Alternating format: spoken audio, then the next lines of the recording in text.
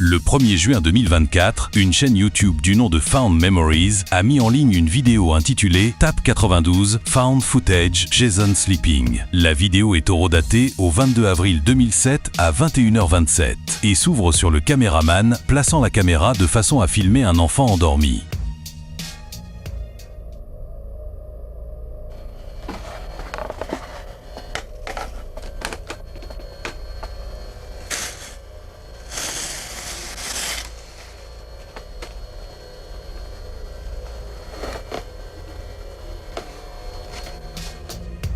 Il n'y a même aucun son inhabituel en arrière-plan, absolument rien.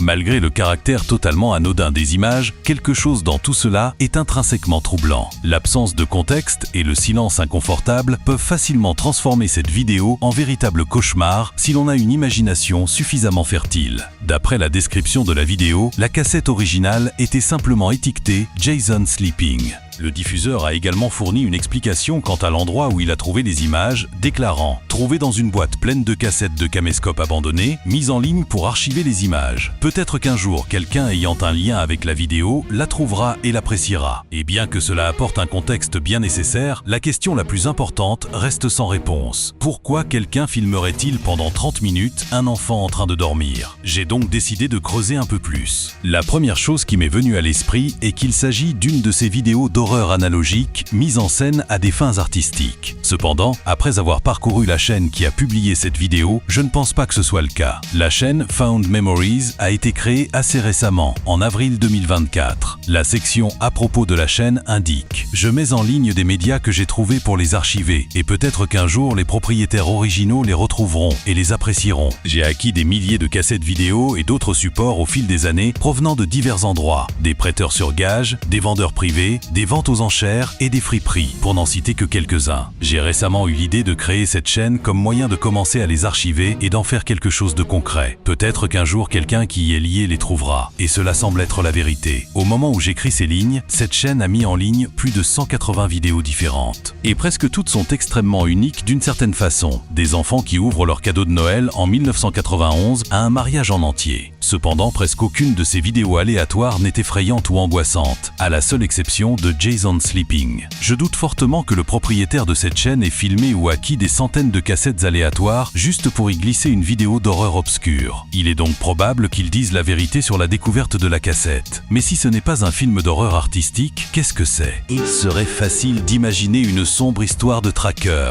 mais la véritable explication pourrait être bien plus simple.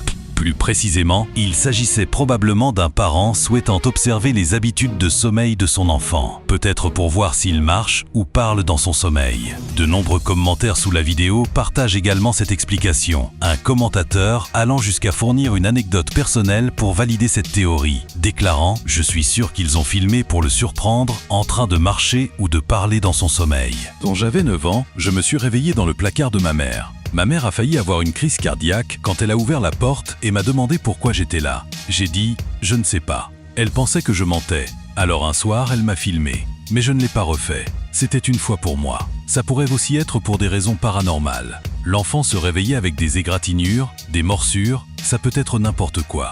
9 fois sur 10, il n'y a vraiment aucune raison inquiétante pour laquelle les parents filment leurs enfants. Je ne dis pas que ça n'arrive pas, mais c'est bien moins probable. Mais au bout du compte, nous ne savons pas et ne pouvons pas connaître les motivations derrière ces images troublantes. Peut-être que le vœu du propriétaire de la chaîne se réalisera un jour et que Jason ou la personne qui a filmé ces images trouvera cette vidéo et révélera la vérité dans les commentaires. Le 31 mai 2013, le bruit strident d'une sirène de tornade résonnait dans les rues d'El Reno, Oklahoma. Les météorologues prévoyaient une possible tornade à vortex multiples susceptible de toucher la région. Et si c'était une mauvaise nouvelle pour les habitants d'El Reno, la rareté d'un tel événement attira également de nombreux chasseurs de tempêtes de tout le pays. Parmi eux se trouvait un groupe de 3 experts en chasse aux tornades. Tim Samaras, 55 ans, son fils Paul Samaras, 24 ans, et leur partenaire Carl Young, 45 ans. Les 3 hommes avaient une vaste expérience dans la poursuite sécurisée des tornades et la collecte de données précieuses à leur sujet. Ils participaient également à l'émission Storm Chasers de Discovery Channel et y avaient été très impliqués des saisons 3 à 5. En mai 2013, le trio était d'ailleurs arrivé dans la zone orageuse plusieurs jours plus tôt pour analyser minutieusement la tempête avant de se lancer à sa poursuite. Oh, I'd say this is the one. Oh yeah. This is going to be the storm of the day right here. This is going to do it, I think. Malheureusement, la tornade du 31 mai était quelque chose qu'ils n'auraient pas pu prévoir, même avec leurs vastes connaissances et leur expérience. Tout a commencé vers 18h lorsqu'une tornade EF3 a touché le sol à El Reno, marquant le début de la traque. Cependant, il n'a pas fallu longtemps avant que la tornade ne devienne plus volatile. The rain is behind us. Oh my God.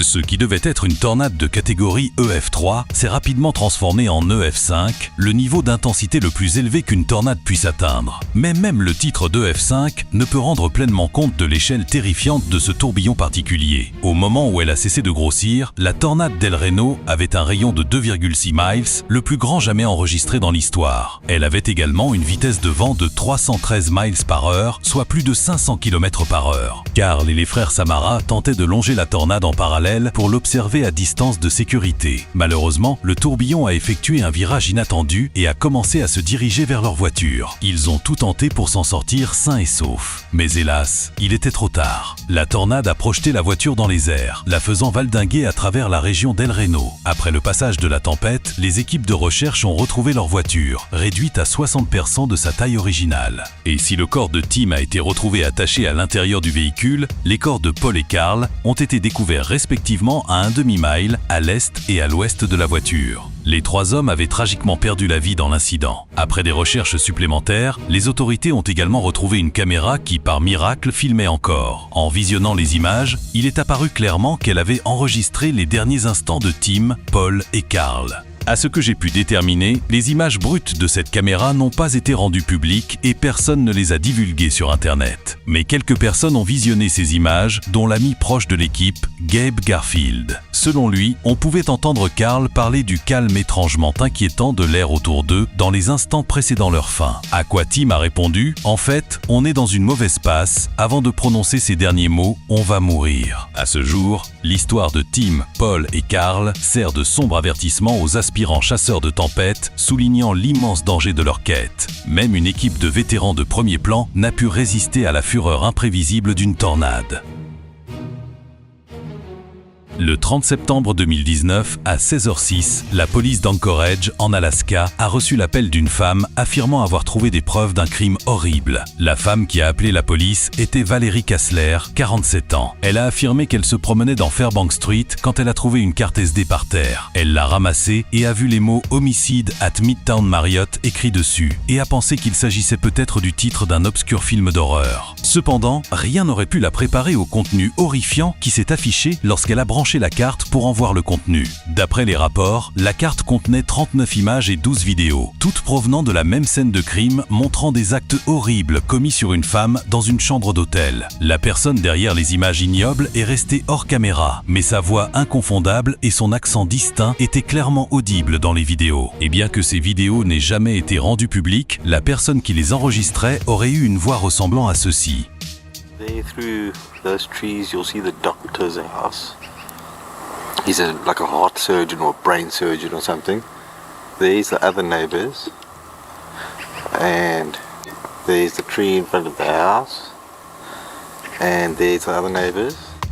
C'est la voix de Brian Stephen Smith, qui est rapidement devenu le principal suspect dans l'affaire. Apparemment, il avait appelé le département de police d'Anchorage quelques jours avant que la carte SD ne soit trouvée pour se plaindre que quelqu'un lui avait volé des affaires. Ainsi, lorsque les policiers ont visionné les images, quelqu'un de la caserne a reconnu sa voix. La personne qui a trouvé la carte SD a également reconnu le motif de la moquette de l'hôtel sur les photos. C'était le Town Place Suites by Marriott, situé à seulement 5 minutes à pied de l'endroit où la carte avait été trouvée. Les policiers se sont rendus à cet hôtel et effectivement, Brian était enregistré dans l'hôtel le jour où les photos et vidéos horrifiques avaient été prises. L'enquête approfondie sur Brian a révélé qu'il était un immigrant d'Afrique du Sud et qu'il avait obtenu la citoyenneté américaine moins d'1 an auparavant. Il travaillait également comme directeur d'un autre hôtel Marriott à Anchorage. La police a également retrouvé les restes abandonnés de sa victime à cette période. Malheureusement, il était parti en vacances avec sa femme le jour même où la carte SD avait été trouvée. Cependant, il a été été arrêté quelques secondes après avoir atterri à l'aéroport en Alaska et inculpé de plus de 13 crimes graves pour ses actes innommables. La police a également révélé l'identité de sa victime, Kathleen Jo Henry, une autochtone d'Alaska âgée de 30 ans. Brian a plaidé non coupable, mais les preuves contre lui étaient trop substantielles pour qu'il s'en sorte libre. Cependant, alors qu'il était sur le point de faire face à la justice, Valerie Kassler a livré un témoignage qui aurait pu compliquer davantage cette affaire. Si vous vous en souvenez, elle avait initialement affirmé avoir trouvé la carte SD sur la route. En réalité, elle avait été embauchée par Brian comme escort. En partant, elle avait volé son téléphone. En parcourant son téléphone, probablement pour l'effacer, elle était tombée sur les preuves de ses actes. Mais elle ne voulait pas s'impliquer dans une affaire d'une telle ampleur, alors elle a copié les fichiers sur une carte SD et a inventé toute l'histoire des images trouvées. Heureusement, le dossier contre Brian était déjà suffisamment solide pour résister à cette révélation et il a finalement été condamné à 226 ans de prison en juillet de cette année. Et même si cela n'effacerait pas la douleur et la souffrance vécues par Kathleen, au moins sa famille peut désormais se reposer en sachant que le monstre qui lui a fait ça croupit en prison. Le 23 août 1987, deux randonneurs effectuaient une randonnée au sud du point de départ du sentier du lac Junco, dans les montagnes près de la petite ville de Tabernash, au Colorado. Cependant, ce qui aurait pu sembler être une randonnée ordinaire s'est rapidement transformé en une expérience inoubliable qui les a marqués pour le reste de leur vie. Les deux hommes sont tombés sur l'épave d'un avion écrasé avec des pièces éparpillées partout. Ils ont informé les autorités de leur découverte, déclenchant une fouille complète de la zone à la recherche de preuves sur ce qui s'était passé avec cet avion et quand. Pendant que Dale Wood, un shérif adjoint du Colorado, inspectait la zone, son attention a été attirée par une cassette VHS accrochée à un arbre. La plupart des entrailles de la cassette s'était déroulée et s'était emmêlée dans les branches, mais il a récupéré tout ce qu'il pouvait et l'a rapporté pour restauration afin de la rendre à nouveau lisible. Et les images étaient troublantes, pour le moins dire. La cassette VHS contenait les derniers instants de deux hommes qui avaient disparu 3 ans auparavant. James Jeb Cottle, 36 ans, et son passager du même âge, Ronald Hugh Willman. Le 10 août 1984, les deux hommes avaient décollé de l'aéroport de Granby à destination de l'aéroport de Jeffco, à bord d'un petit avion Cessna L-19E Bird Dog. Cependant, ils ne sont jamais arrivés à destination. Plusieurs équipes de recherche ont été déployées sur leur itinéraire approximatif, mais aucune n'a pu trouver la moindre preuve de ce qui leur était arrivé. Ce qui rendait leur disparition encore plus mystérieuse était le fait que l'avion était équipé d'un émetteur de localisation d'urgence, un appareil qui aurait diffusé sa position en cas de crash. Cependant, les autorités n'ont jamais reçu de signal de cet appareil et leur affaire est restée non résolue pendant près de 3 ans, c'est-à-dire jusqu'à ce que les deux randonneurs trouvent l'épave, qui a à son tour conduit à la découverte de la cassette VHS. Les images commencent de façon assez normale, avec le pilote qui commente ce qu'il voit depuis le cockpit. Oh, look at that down there, Ronnie, on the left. Nice little lake and a cabin.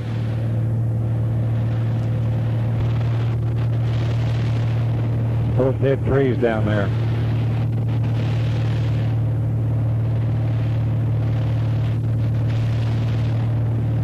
A whole bunch of them back up in here, those beetles. Very pretty little lake. Cependant, environ 5 minutes après le début des images, les choses commencent à mal tourner, alors que le sol se rapproche de plus en plus.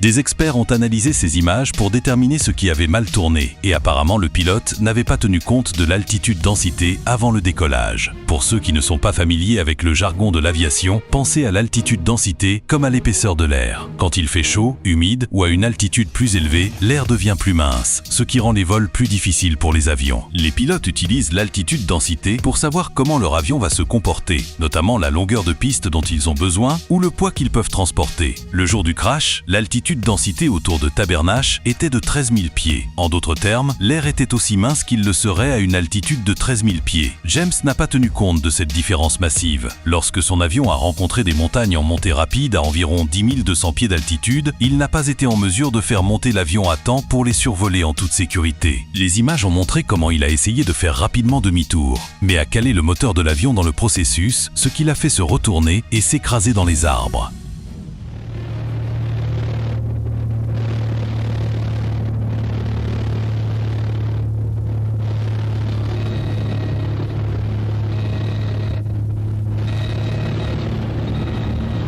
Sam, hang on, Ronnie! Les images ont également expliqué pourquoi l'émetteur de localisation d'urgence n'a pas fonctionné. L'avion s'est retourné juste avant le crash, ce qui a endommagé l'émetteur, l'empêchant d'émettre un signal de détresse. C'était un incident malheureux à tous égards. La seule chose potentiellement positive qui en est ressortie est que la famille de James Jeb Cottle a autorisé l'utilisation de ces images trouvées dans la formation des instructeurs de vol. Peut-être qu'une vie a été épargnée parce que quelqu'un a vu ces images et s'est souvenu d'ajuster l'altitude-densité avant le décollage. En août 2021, le youtubeur Rich Aloha filmait l'une de ses vidéos de plongée dans un bassin sous une cascade au Foster Falls State Park, dans le Tennessee. Il était impatient de sauter dans l'eau dans l'espoir de trouver un trésor comme un drone ou un iPhone. Mais ce qu'il a découvert à la place était bien plus troublant. Après avoir cherché un moment au fond du lac, il a aperçu quelque chose d'inhabituel collé au sol, qui s'est avéré être une caméra GoPro. La GoPro était clairement restée là un bon moment, et la coque extérieure présentait d'énormes fissures, ce qui avait permis à l'eau de s'infiltrer et de griller tous les composants électroniques. Mais avant de jeter la GoPro cassée, Rich a décidé d'en retirer la carte SD et de la brancher, au cas où elle aurait miraculeusement survécu au mois passé sous l'eau. Et à sa grande surprise, elle était parfaitement fonctionnelle et contenait les images des aventures d'un jeune homme. Il s'agissait de Richard Ragland, 22 ans, qui avait tragiquement perdu la vie 2 ans plus tôt, noyé en nageant sous cette même cascade. En réalité, les images que Rich avait découvertes montraient les derniers instants de Richard dans l'eau. On peut même le voir devenir visiblement épuisé et lutter pour rester à la surface vers la fin. La caméra a probablement enregistré ses derniers souffles également. Cependant, d'après mes recherches, l'enregistrement complet n'est disponible nulle part en ligne. Et même si c'était le cas, ce ne serait pas quelque chose que je pourrais montrer ici sur YouTube. Rich n'a probablement jamais publié l'enregistrement complet par respect pour Richard et sa famille, ce que je comprends parfaitement. Et si la mort d'un jeune homme aussi plein d'entrain est triste, au moins sa famille a pu voir ses derniers moments heureux sur cette planète, grâce à Rich qui a retrouvé les images.